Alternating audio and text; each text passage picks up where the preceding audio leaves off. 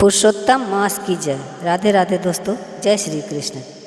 पुरुषोत्तम मास अब समाप्त की ओर है। 15 तारीख को पुरुषोत्तम मास की अमावस है और इसके बाद पुरुषोत्तम मास की समाप्ति हो रही है। उसके बाद से सभी मंगल कार्य, शुभ कार्य होने शुरू हो जाएंगे। दोस्तों, आज पुरुषोत्तम मास कथा अध्याय 30 और 31 का दोनों का श्रवण करेंगे। अध्याय 30। नारद जी ने विनम्र भाव से भगवान नारायण से पूछा, हे प्रभु, आपने पतिव्रता स्त्रियों की महिमा तो बताई, अब उनके लक्षणों को विस्तार से कहिए। यह सुनकर भगवान नारायण मुस्कुराए और बोले, हे नारद, सुनो, मैं तुम्हें सच्ची पतिव्रता स्त्री के गुण का वर्णन बताता हूँ। उन्होंने कहा कि सच्ची पतिव्रता स्त्री वही है जो अपने पति को ही परम देवता मानती है, चाहे पति रूपवान हो या कुरूप हो, धनी हो या निर्धन हो, ज्ञानी हो या अज्ञानी हो। वह हर परिस्थिति में उसके प्रति श्रद्धा, सेवा और समर्पण का भाव रखती हो। वह अपने मन, वचन और कर्म से पति का आदर करती हो और कभी भी कठोर वाणी का प्रयोग नहीं करती हो। भगवान ने आगे बताया कि ऐसी स्त्री अपने मन को संयम में रखती है। वह किसी अन्य पुरुष की ओर आकर्षित नहीं होती, न ही किसी प्रकार के प्रलोभन से विचलित होती है।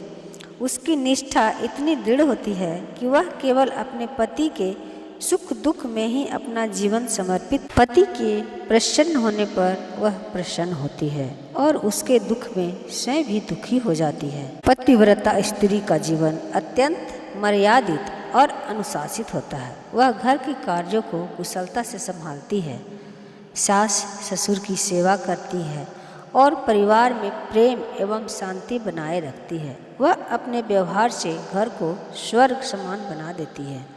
पति के आने पर उसका आदर करना, समय पर भोजन देना, मधुर वचन बोलना, ये उसके स्वभाव में ही शामिल होते हैं।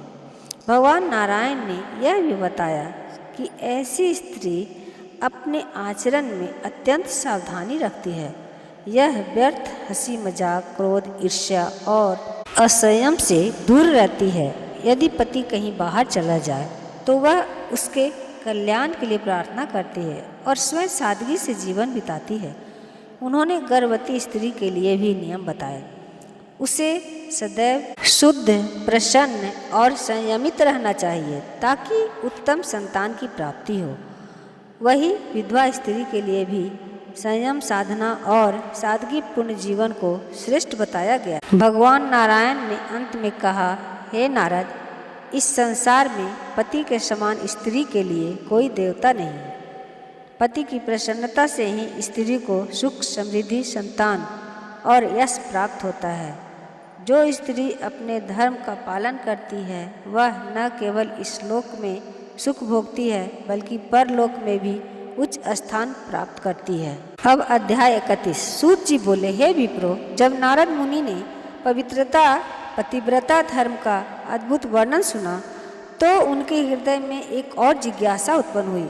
उन्होंने विनम्रता से भगवान नारायण से पूछा, हे प्रभु, आपने अनेक दानों का महत्व बताया, परंतु कांसे के संपुट के दान को सबसे श्रेष्ठ कहा।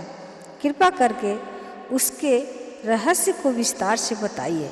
भगवान नारायण ने प्रसन्न होकर कहा, हे नारद, प्राचीन काल में एक बार माता पार्वती ने भी पुरुषोत्तम मास का व्रत किया था।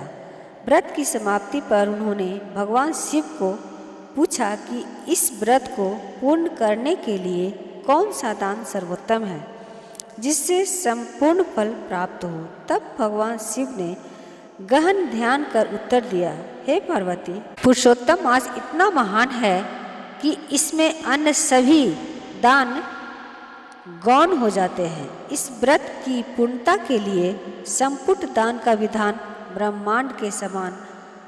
उस संपुट का दान अत्यंत दुर्लभ है, इसलिए उसके स्थान पर कांसे का संपुट बनाकर उसमें 30 मालपुए रखकर विधि पूर्वक पूजन कर योग्य ब्राह्मण को अर्पित करना चाहिए।